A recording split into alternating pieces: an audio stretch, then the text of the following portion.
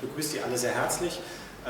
Very warm welcome. I'm going to switch to English immediately because our guest speaker tonight, Michal Kobialka from the University of Minnesota, from Minneapolis, is here tonight with a group of students, doctoral students, visiting in the framework of a DAAD, Deutscher Akademischer Austauschdienst, research seminar.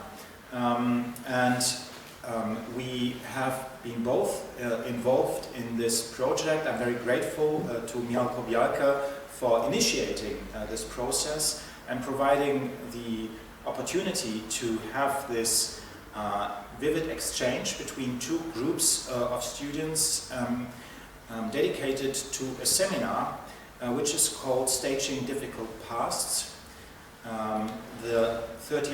on the occasion of the 30th anniversary of the fall of the Berlin Wall. And from both sides of the Atlantic, we have been invested in heavy theoretical readings throughout the last couple of months. And one could say, in a similar syllabus, and I'll just give you some background also to explain in which frame this talk takes place. And from yesterday onwards, we have the students from Minneapolis here together with Michal, and have a week together, almost a week together, and with what we call a mobile laboratory. And it's my pleasure to welcome Michal tonight with a guest lecture. Our encounter goes back to 2010. We met on the occasion of the International World Congress, of the International Federation for Theatre Research in Munich, talking about prejudices, anti-theatrical prejudices. And since then we have been in touch and working on ideas of theatre performance historiography. Michal Kobialka, a professor of theatre and performance studies at the University of Minnesota, is author of books which I have on my list, and this list made it to some place which is not this place. So I have to apologize for that. Let me just point out that the diversity of topics Michal is invested in, reaching from a seminal study on medieval theatre and performance in 1999, and on medieval performance sites, and to 18th century Enlightenment theatre and drama, to questions of methodology in historiography of theatre and performance. Most recently leading to a book which she co-edited with Rosemary Bank on the time, space and matter, historiography of theatre and performance. And in this book I also participated, and that was another side of collaboration. And this joint seminar is basically in line of this collaboration on that book on time, space and matter. And not to forget about Michal's investment in, of course, Polish theatre historiography. Michal has edited and written two books on Tadeusz Kantor, also translated Kantor's work for the Anglo-American audiences.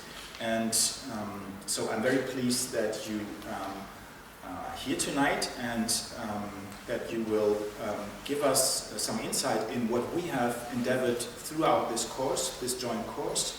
I had the opportunity to speak basically to your students at the University of Minnesota in early October. And now we kind of reverse the situation, and we give you here at the Department of Theatre Studies the opportunity to share your work and your most recent work on time, space and matter, and in particular on this question of staging difficult pasts, with this, which is also a joint project with the University of London,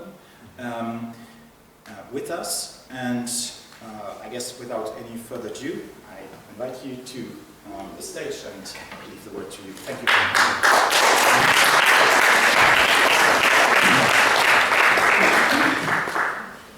Thank you, Anna, for this introduction. And before I give you a longer version of the paper, there are two versions, there's a short and a longer, but I do believe that you've had enough coffee right now to be able to listen to the longer version of the paper. I just would like to mention to the people who were not with us this morning and this afternoon that one of the elements which is very important for this class that Jan is teaching here and I'm teaching in Minneapolis is that beyond and above critical engagement with the material and the readings, we really wanted the students to see how those readings materialize in space. This is one of the reasons why today we visited 3 sites, and each one of those sites demonstrated how critical theory works itself through the elements of space. So first we went to the memorial of the Russian fallen soldiers in order to talk about multiple temporalities, specifically with a reference to Koselleck's future past and with a reference to non-synchronous temporalities. Later on, we went to Tempelhof, where the students and Jan and I investigated so-called spatial dialectics, and specifically contradictions in space and contradictions of space, and how you think about that particular site in terms of what that site used to be, which was a marching ground for the Prussian army, which was an airport in 1936 for the Olympic Games, which was a labor camp in 1942, or 1940s, between 1940 and 1942, which was an American base with a famous baseball field, which was also a place for housing of migrants recently, as well in front of the various different circus tents. So we're talking about various different tensions that existed in that particular space. Finally, we went to the place which is of great interest to Jan and his research project, and that means dealing with the idea of architecture of transparency, and we had the possibility to access the Reichstag's dome and the buildings around. So what you see, this first day was devoted into 3 major issues: the issue of temporal layers, the issue of spatial dialectics, the issue of architecture of transparency, and how the readings that the students did in class somehow resonate with the spaces that we visited. Tomorrow we have an extraordinary opportunity that the students in Berlin, taking Jan's class, are going to select it and are going to take us to the places they had selected for us. They believe that the students in Minneapolis should see. So we look forward to that discourse and how that discourse resonates with everything that we are doing. All right, now having said this, let me talk about a different project. As Jan pointed out, indeed, I'm very much interested in the issues of historiography and specifically the issues of time, space, and matter. So the first part will be, for many of you, a summary of what you've already heard from Jan. However, for the consistency of the paper, I decided to keep this part. The second part of the paper is about a toy truck. Specifically, let me repeat, it's about a toy truck. And the toy truck, as you will hear, was part of the exhibition that happened in Krakow in 2018, and connected with the events that I curated in February 2019, and more of that in the second part of the paper. So, once again, as Jan said, without further ado, let me start. The title of this presentation is indeed making a reference to Theodor Adorno's essay, The Meaning of Working Through the Past. This is essay that we read many times in the class, and this is the essay that we keep referencing and we keep discussing over and over again. So, once again, the meaning of working through the past, of awkward objects and collateral memories. Part 1. With the post-1968 incredulity towards meta-narratives, the idea of a single or universal history has been displaced by multi-perspectival pluralism of historical approaches projected from different other points of view. For the last few decades, feminist and lesbian studies, gay and queer studies, cultural and ethnic studies, and post-colonial and subaltern studies have been engaged in a systematic analysis of coercive and disciplining modes of representation stored in the archive in order to combat a series of erasures and to recover the other, traditionally marginalized or silenced subject. Employing various strategies, they keep re-examining dominant institutions of knowledge and power, both real and symbolic, which control, shape, and reproduce structures, meaning the archives, whose very assembly and organization, as is forcefully argued today, occlude certain historical subjects.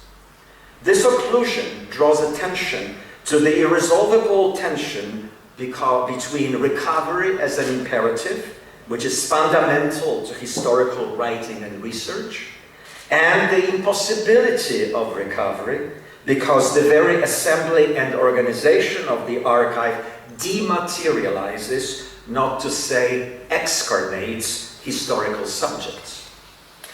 The very awareness of the archive trouble, as spelled out by Derrida and earlier by Michel de Certeau and Michel Foucault, may help us realize that the meaning of working through the past must not solely focus on the examination of the flaws and imperfections of a system, but on erasures and occlusions of human and non-human subjects, as well as should critically confront that which determines the structure of the past and its archivable contents.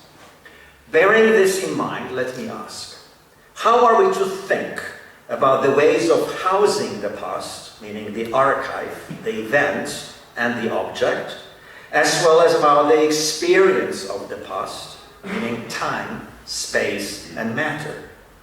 Recall Michel de Certeau's observation in the writing of history that the archive is a place that is produced by an undefinable group sharing a specifiable practice for organizing materials from simulacra or scenarios.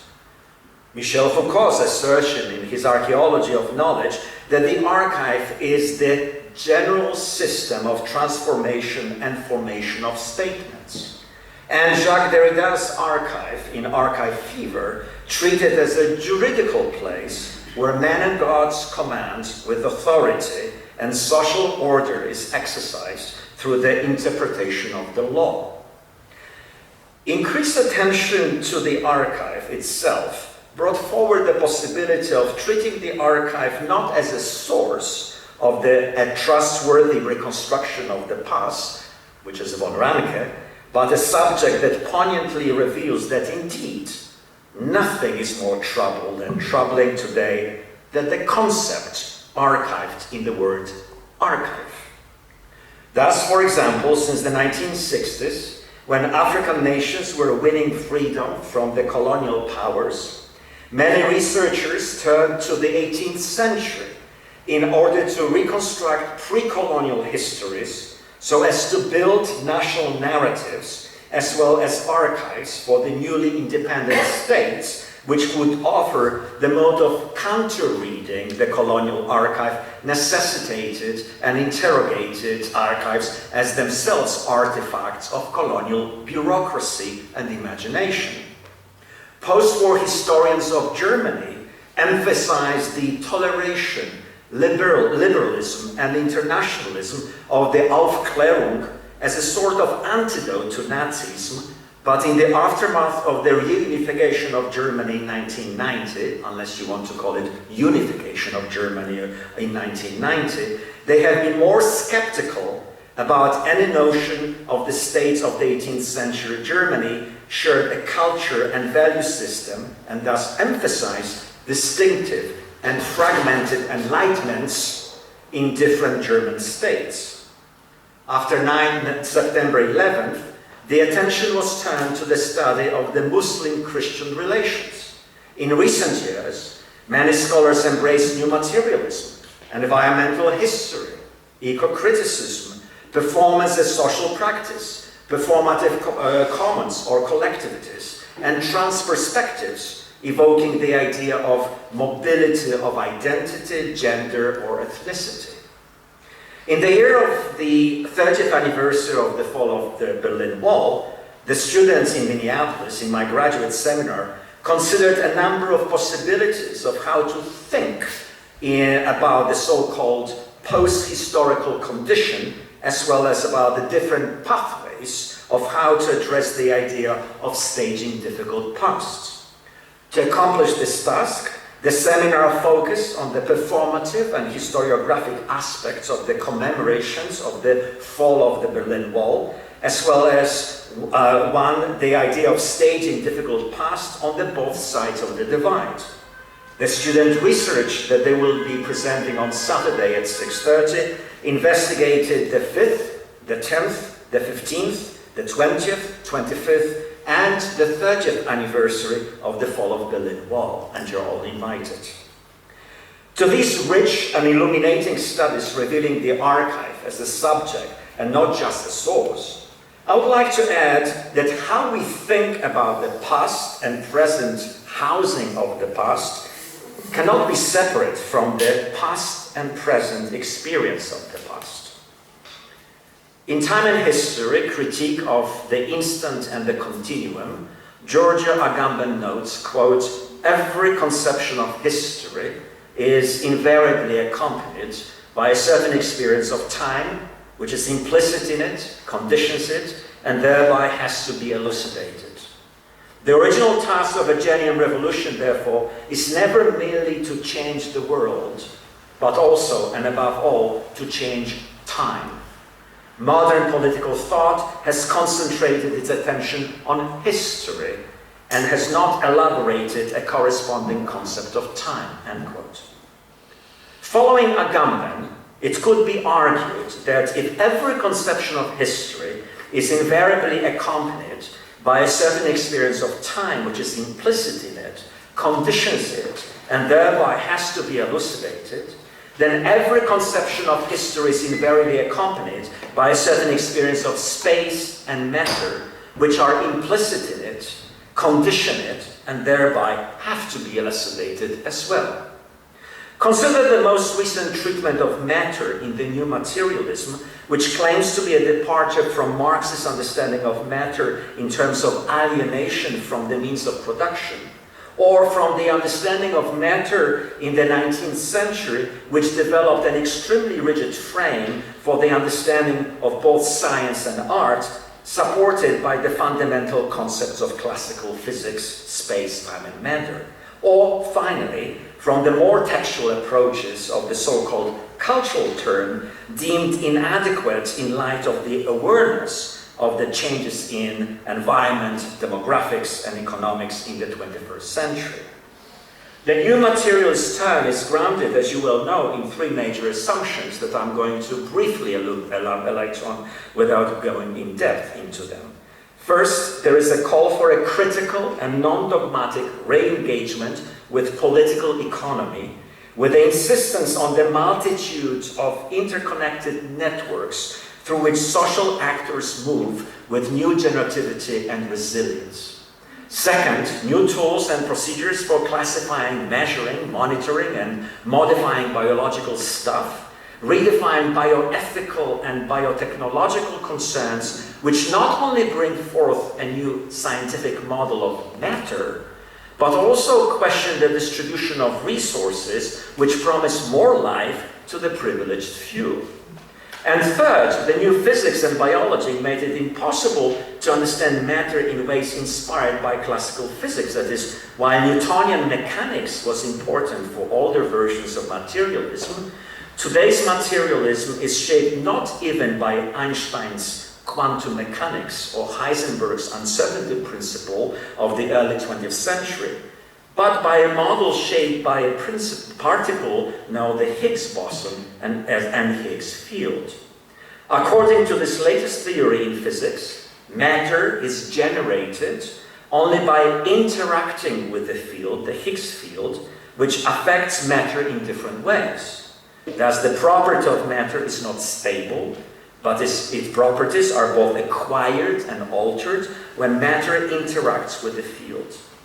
Matter is caused by the movement through the field. Not surprisingly, then, this matter is vibrant, constitutive, and aleatoric. Parallel to the new materialism and Flint ontology, there are contestatory trajectories made visible and concrete in the work of Walter Benjamin and Henri Lefebvre, providing foundation for the evolution of a culture in service of capital and its cycles of accumulation since the 18th century, rather than promoting the concept of matter as the plane of immanence, exhibiting dynamics of the differentiation, speeds, streams of particles floating freely in a space detached from socio-historical categories and concrete politics. Briefly, in his 1937 essay, Edward Fuchs, Collector and Historian, Benjamin investigates the objects which Fuchs possessed that ruptured what was perceived at the time as the continuum of cultural development. Exploring Fuchs' impulse to collect and to archive the history of caricature, erotic art, and of the genre picture, the significant or insignificant art forms as he calls them, Benjamin draws attention to a break in the continuum of a cultural unfolding, which he explains using the distinction between historicism and historical materialism. Historicism, according to Benjamin, is linked to the notion of history, defined as a meaningful narrative of progress in the West, a coherent and linear process, which was described in detail by von Ranke in the 19th century. Benjamin calls Ranke's and also Hegel's history as epic history. It is a history that promotes a contemplative attitude towards the object and the past. It places the object along the narrative itinerary, which infuses both the object and the past era into a linear totality and produces and justifies the present moment. Historical materialism is an antidote to this historicism. That is to say, works of art or objects in a historically dialectical mode illuminate a continuous process of change, demonstrate how their reception becomes a component of the effect which a work of art on an object has upon us today. Benjamin refers to this condition of a continuous process of change as the state of unrest, which demands that the contemplative attitude towards the object be abundant in order for us to become conscious of the critical constellation in which precisely this fragment of the past finds itself in precisely this moment. Nothing encapsulates this better than the three sites that we visited today. In other words, as he states in another context, human sense of perception is determined by physiology and nature and by historical circumstances as well. The goal of historical materialism is therefore to replace the epic element by the constructive element, which will liberate the forces that remain captive in historicism once upon a time. Thus, it is directed towards a consciousness of the present, which explodes the continuum of history. Thus, historicism presents the eternal image of the past. Historical materialism presents a given experience with the past, an experience which stands unique. That is to say, historical materialism is connected with the experience of the present, with the desire of the subject for self-understanding as well as for the understanding of the historical world object, according to Benjamin. Rather than perceiving this process as a structure of modernist emancipatory reason, which is delimited either by the anticipation of the future or by the preservation of the purity of the primordial or theological heritage, It is a dialectical relationship with that world defined by specific materiality existing here and now.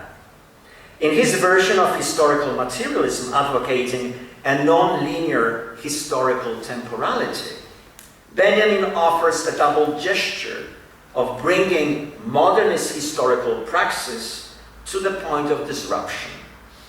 This disruption reveals that the world is present and indeed ordered in each of the objects. Ordered, however, according to a surprising and for the profane understanding incomprehensible connection. For Benjamin, the spatial experience of constellation lets the object or fragment slip away from both the imperious presence of the metaphysical and the presence of the regulated Newtonian temporality, which structure their narratives along a historical trajectory. This spatial aspect of a constellation resonates with Henri Lefebvre's notion of spatial dialectics as discussed by him in The Production of Space. According to Lefebvre, the classical Newtonian science of space cannot really tolerate contradictions or antagonism in the nature of space. It can accept dualities or dual properties of space only if there is a possibility of resolving these dualities so that a smooth surface of space can be constructed, the absolute space. Space in geometry or topology is the location, even a set of multiple locations of coherence or consensus. This may be the reason why, quote, from Heraclitus to Hegel and Marx, dialectical thinking has been bound up with time. Contradictions voice or express the forces and the relationships between forces that clash within a history and within history in general, end quote. Dialectical thinking has been bound up with time rather than with space because only when the illusion of a transparent, abstract, or absolute space is completely dispelled, it will be possible to see the degree to which the classical logic of space did not allow for the elucidation of social relationships positioned with it. If Lefebvre's triad of spatial practice, representations of space, and representational spaces is no longer conceived as abstract or formal, it explains spatial aspects of political power and political actions. Space makes it possible for the economic to be integrated into the political. For Lefebvre, however, not only is space integrated into capitalism, but capitalism produces its own space from the moment it superseded the church and the state in the 18th century. It does so through and by means of urbanization, under the pressure of the world market, and in accordance with the law of the reproducible and the repetitive, by abolishing spatial and temporal differences, by destroying nature and nature's time. Let me just refer you back to the conversation that we heard last night about Berlin as museum, and about the conversation about the palace, the Hohenzollern-Schloss, that is going to open as a museum, replacing the Palace of the Republic. Lefebvre concludes the effects of the spatial in capitalism with a call for a different approach to the present global historical situation. Quote, the appropriate method, however, is no longer that of Hegel, nor is it that of Marx, which was based on an analysis of historical time of temporality. If we find ourselves obligated, continues Lefebvre, to accept the idea of a dialectical centrality, this is because there is a connection between space and dialectics. In other words, there are spatial contradictions which imply and explain contradictions in historical time, though without being reducible to them, end quote. Unlike dialectics based on an analysis of historical time and of temporality, in spatial dialectics, The notion of contradiction is not restricted to temporality or historicity, but draws attention to contradictions and conflicts in space, as well as to contradictions of space. As Lefebvre asserts, quote, contradictions of space envelop historical contradictions, presuppose them, superimpose themselves on them, carry them to a higher level, and amplify them in the process of reproducing them. Once this displacement has been affected, the new contradictions may tend to attract all the attention, diverting interest to themselves and seeming to crowd out or even absorb the old conflicts. The impression is false, however. Only by means of a dialectical analysis can the perceived relationship between contradictions in space and contradictions of space be unraveled, and a determination made as to which are becoming attenuated, which accentuated, end quote.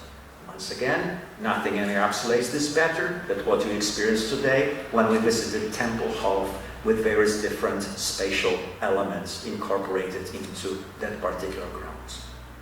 Following these insights about the meaning of working through the past in general, that is about the archive and the object, about time, matter and space, about contradictions in space and contradictions of space, revealing objects in the state of unrest, I want to discuss the event which I curated in Krakow in February 2019.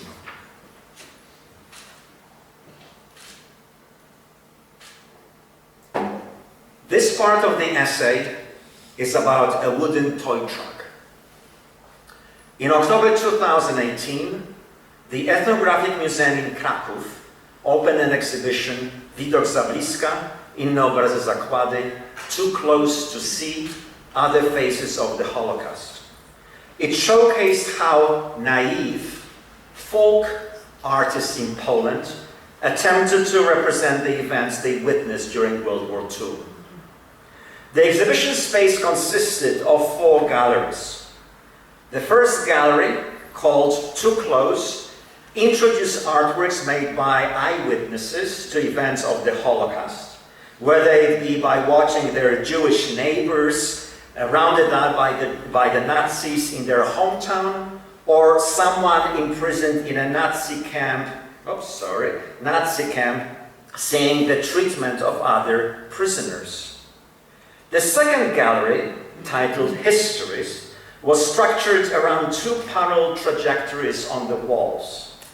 The first trajectory began with a folk Polish ballad suggesting some form of a cultural memory regarding what happened to the Jewish neighbors, and continued with a kind of a historical timeline made up of photographs of works not physically on display in the exhibition to show how each major phase of the Holocaust was depicted in Polish vernacular visual arts, from persecution, ghettoization, and hiding to mass shootings, imprisonment in camps, gassing, and cremation. The other trajectory comprised 3 works: a 1948 naive painting of village massacres of Jews by Nazi soldiers, a 1962 bas-relief series which copies iconic images from a 1958 photodocumentary album about Polish martyrology, and a 2017 sculpture of Jedwabne made by a Polish carver on the commission by a German collector.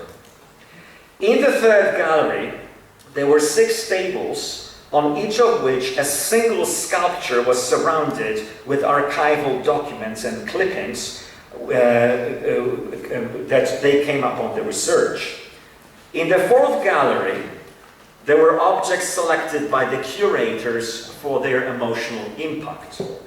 It is here that a wooden toy truck, described as trupośnica, or a corpse carrier, which is a copy made by Franciszek Wacek of a real truck used in Krakow during World War II to transport the dead body of the Polish Jews was parked in the middle of the room. In its design, the exhibition attempted to address the problem of the intolerability of Holocaust images in terms of politics of metonymy, to show how these objects complicate accepted depictions of victims, perpetrators, and bystanders, conflate Catholic and Jewish tropes of suffering, or challenge the perception of these objects of yesteryear as minor, peripheral, or awkward memorial objects of today. But what to do with Trupośnica? Leave it in the past as part of mnemohistory, concerned with the past as it is remembered by the very few who might have witnessed a corpse carrier on the streets?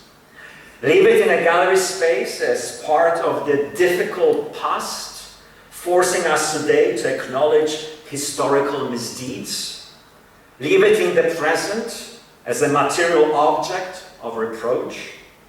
Or withstand the horror prompted by it by having the strength to comprehend even the incomprehensible, as Theodor Adorno suggested in 1959, when a cold forgetting had already enveloped the oft-invoked scrutiny in Germany of the history of World War II.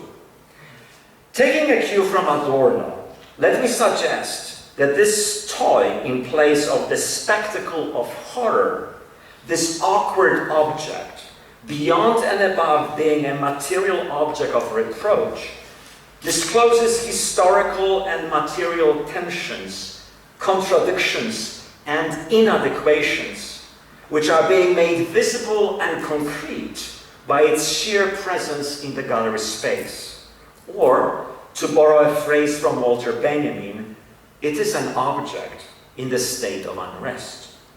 That is to say, an object which demands that the contemplative attitude towards it be abundant, in order for us to become conscious of the critical constellation in which precisely this fragment of the past finds itself in precisely this moment. Let me elaborate on the last statement using the Kraków project executed in precisely this moment on February 23rd, 2019 as an example. Trupośnica, the focal point of the project, was to be removed from the facticity of a gallery space and moved to the Krykoteka, housing the objects and machines and the archives of the Polish visual artist Tadeusz Kantor, who was the chronicler of the troubling events of the 20th century. The encounter between Trupośnica and Kantor's objects was to activate traces of memory in these precarious objects inflicted with the violence of war, a kind of necro-performance based on revitalizing historical remnants and the memories of excarnated bodies. Trupośnica's awkward presence in the space of the gallery was framed by a conceptual framework for the exhibition, of course. As such, it contributed to the current debate about difficult heritage. Trupośnica's awkward presence in the space of Krykoteka was to activate a temporary alternative cultural archive, evoking its multi-layered objectness in the encounter with other historical remnants, Kantor's documents, artworks, and machines, and to demand that it be given a place in a non-canonical reflection on our past. In collaboration with the curators of the exhibition and the Krykoteka, the Staging Difficult Past team, Maria Delgado, Bryce Lee, Cecilia Sosa, and I, invited the Polish visual and performance artist Wojtek Ziemiłski to create a performative action of moving Trupośnica from the Ethnographic Museum to the Krykoteka on February 23rd, 2019. Trupośnica's movement between the two sites was momentous. Not only did it link these two institutions together, but, and maybe more important, Truposhnica's spatial trajectory through this urban space inadvertently drew attention to its differential character. How this urban space was used during World War II and how it was used today. The urban space, a street outside of the museum, which leads to the bridge across the Vistula River to the other side, where Kraków ghetto used to be during World War II, but today is an empty square filled with unoccupied iron chairs standing near the Krykoteka, became thus a mechanism of anamnesis, producing cultural spectacle whose effect and affect could only be anticipated today. While working on the conceptual framework of this performative action, Ziemiewski abandoned his initial impulse to structure this action as a funeral cortege, a sort of a religious dirge or theater of death, when it became clear to him that Truposhnica is a copy. Quote, a copy repeats that which is to be understood by us today. It translates and localizes the past into that which is the representation of the present intelligibility, end quote. A copy thus, as it could be argued after Plato's and Aristotle's treatment of the relationship between the model and its representation, is a legible text that speaks of history, the past, while being situated in history, the present. However, a copy, to paraphrase Jacques Rancière, is also an organization of the sensible, where there's neither a reality concealed behind appearances, nor a single regime of presentation and interpretation of the given imposing its obviousness on its own. A copy means that every situation can be cracked open from the inside, reconfigured in a different regime of perception and signification. To reconfigure the landscape of what can be seen and what can be thought is to alter the field of the possible and the distribution of capacities and incapacities. A new topography of the possible. And it is this aspect of Truposhnica as a copy that is of interest to me. This is how Ziemiewski describes his performative action. We walked just this way. I don't have access, not to the experience of other people, not to the events, not to the source. I had heard about the original sculpture, Truposhnica. This is how it was named by its author, Franciszek Bacek. Trup means a corpse. This truck, as the description reads, transported the dead bodies of the Jews for burning. Yes, across this bridge too. I'm looking at it.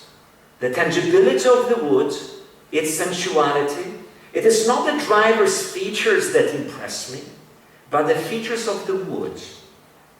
I don't, fortunately, have access to the suffering of other people. I'm safely hidden behind my sympathy. It protects me. Slowly, the number gains meets sympathy. How many were they? How many passed through? How many stayed behind? How many on which side? The algebra of absence. This is no longer a single toy. This is no longer a singular experience. It's growing into an entire constellation of sympathies. Our contemporary constellation, with so many features washed out, only slightly engraved by our own stories. We carry the burden, but not on our shoulders, because this is not our burden. Our contemporary bodies will not be burdened. Let us then drag it behind us. The absurd toys, dispassionately symbolizing suffering. And so it happens. We hold the burden, if at all possible together, if at all possible consciously. The burden is light, as we are of this lightness made. Indeed, 90 copies of Truposhnica on a string were pulled behind the people, young and old, who came to the ethnographic museum. They pulled them along the streets and across the bridge to the Krykoteka. It was not the sight of 90 people dragging a little toy-sized truposhnica that stopped the traffic that made it really incredible. It was the noise that they were making on the cobblestones.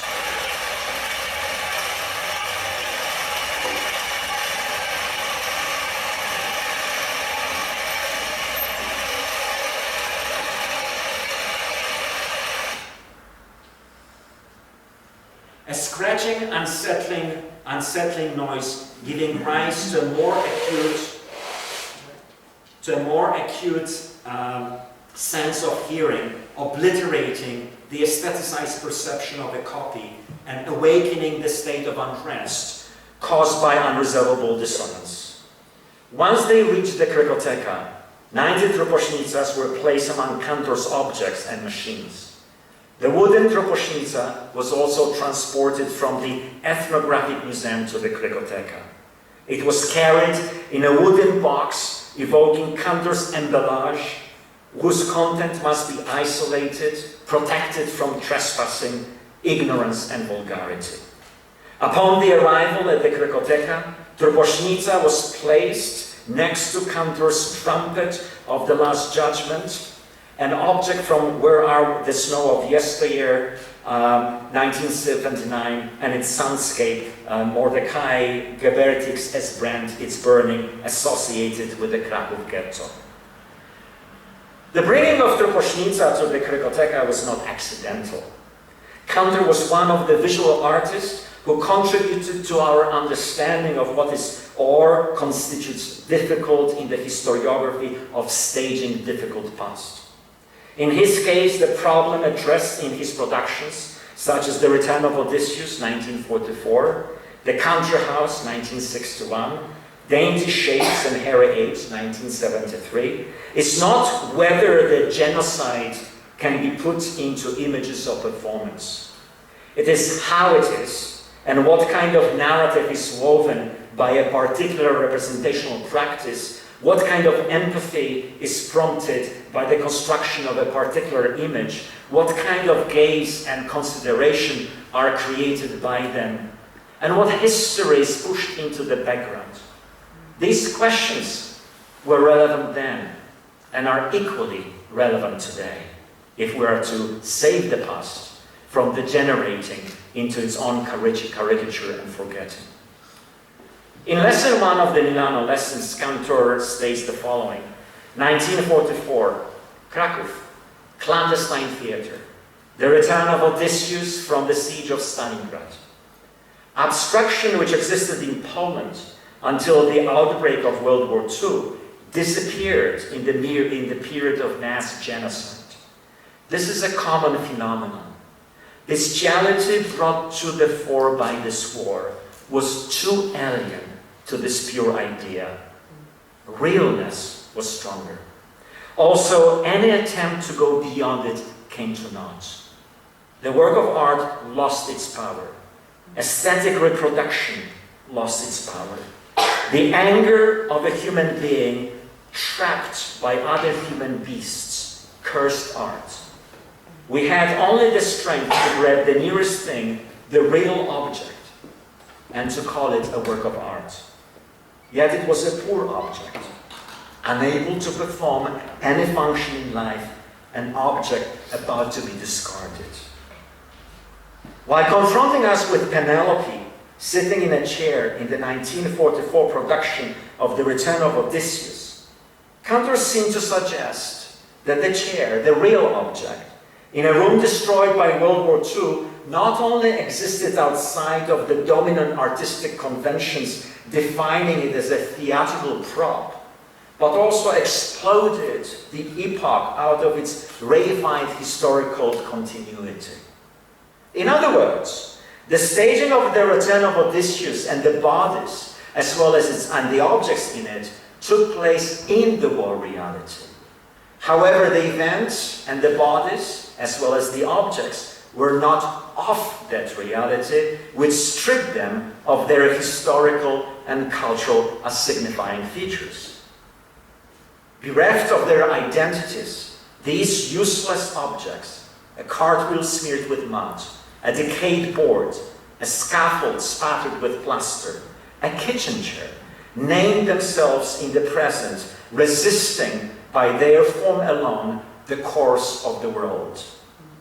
They were formed in history without surrendering either to the sovereignty of what came before, the past, or to the implacable exigencies of the utopian performative, the future.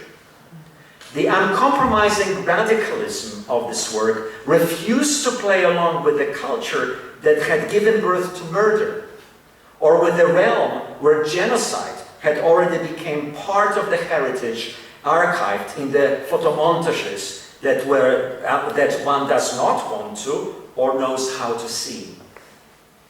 Similarly, 1967 Truposznica by Wacek and 90 copies of Truposznica by Ziemiłski today are a reminder of that civilization and power regimes that had rationalized the existence of the willing executioners who turned human bodies into soap and ashes in Auschwitz, some 40 miles from Kraków. Kantor and Ziemiłski's materialization of an object brings to mind Jean-François Lyotard's statements in Music Mutic that, quote, "The art of the work of art is always a gesture of space, time, and matter," end quote. The question is, what space? What time? And what matter? This gesture cannot be a semantic or ethnographic sign operating with a particular culture or an emphatic movement of the body. Neither is it a necro-performance striving to revitalize historical remnants, nor a Brechtian gestus conveying particular social attitudes adopted by the speaker towards other people.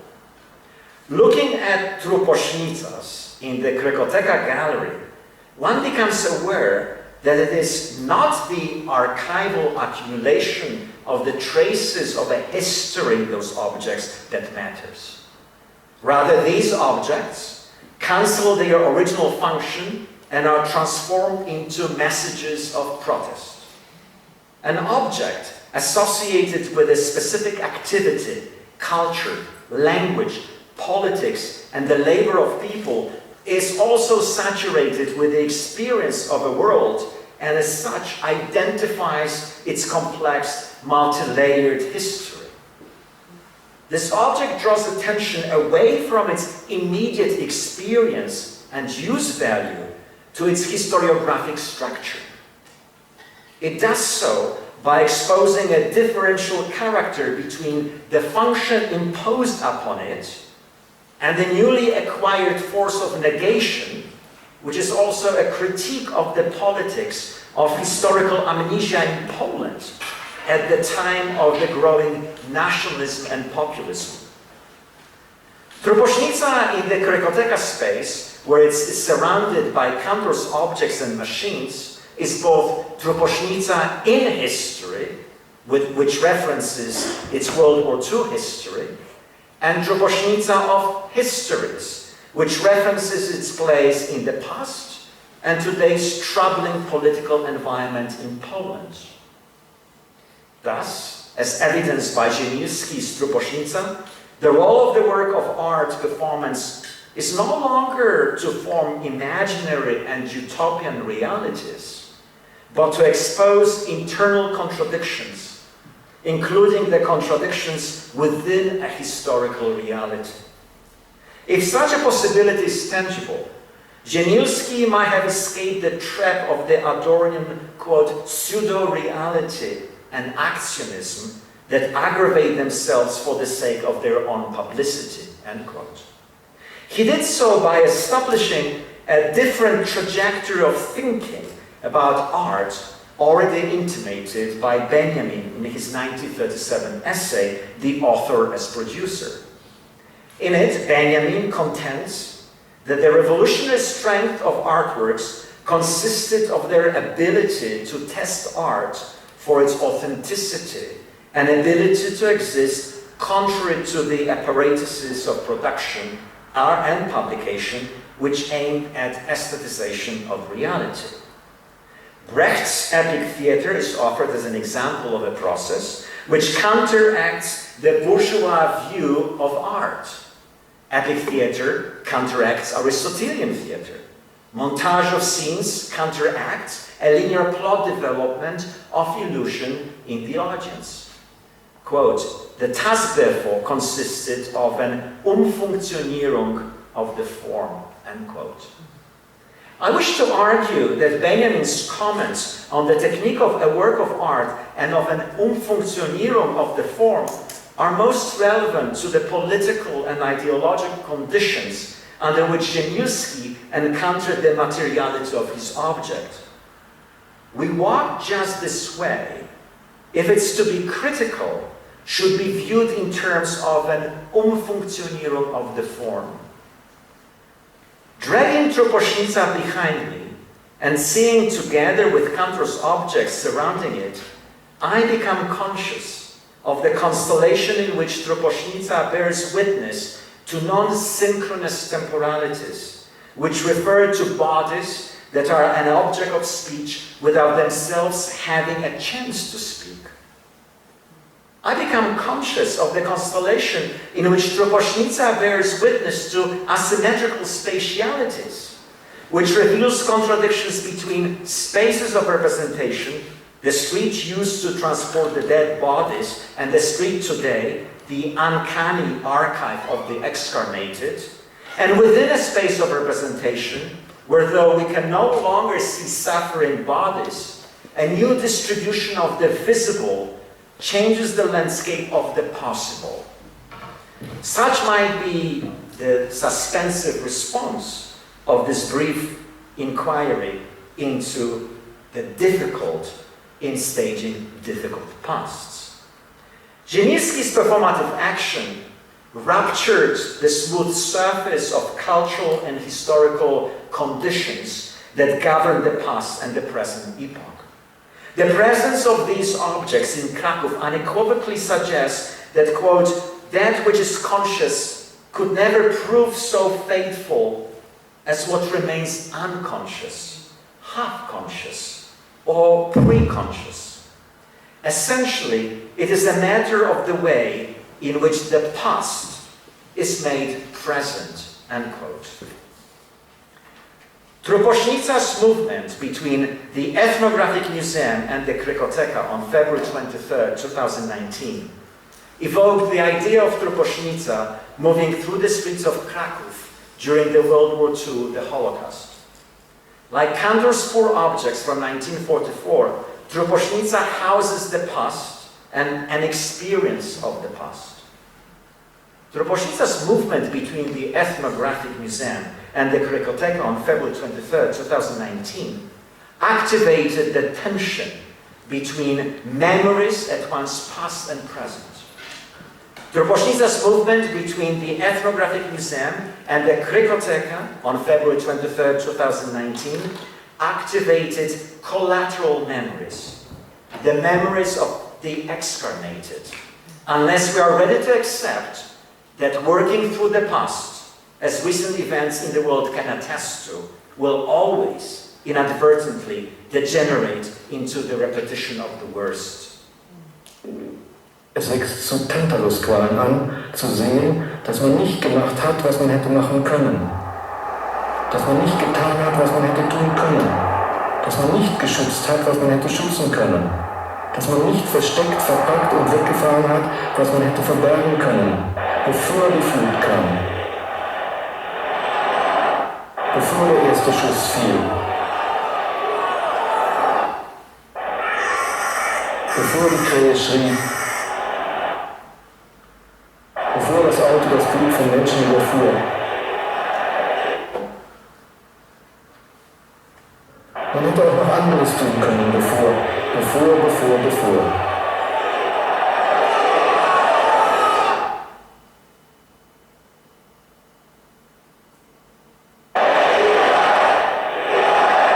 Ersparen wir uns die Erinnerung, oder? Vielleicht hätte man zerstören können, was uns heute zerstört. Man hätte längst beiseite schieben müssen, was uns jetzt den Weg versperrt. Und natürlich hätte man die rosa Brillen, die Bilder und die Vorspiegelungen und die falschen Tröstungen und die Beruhigungen durchschauen müssen. Und vertreiben.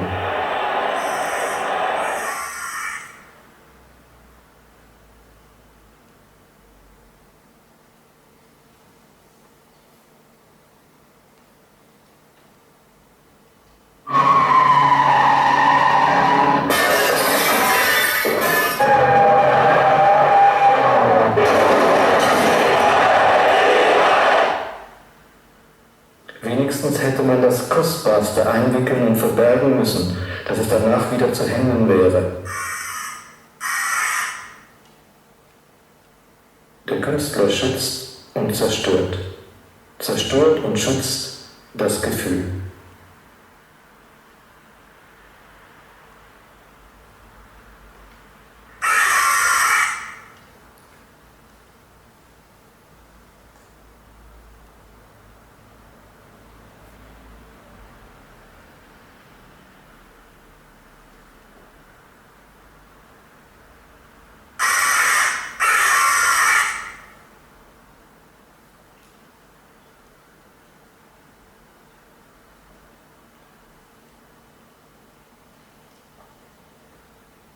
The text reads, "It is to feel Tantalus' torment to see what we did not do, what should have been done, that we did not act on what could have been acted upon, that we did not protect that which could have been protected, that we did not hide, wrapped, and taken away that which could have been hidden before the deluge came, before the first shot was fired, before a crowd shrieked, before a car drove over the image of a human.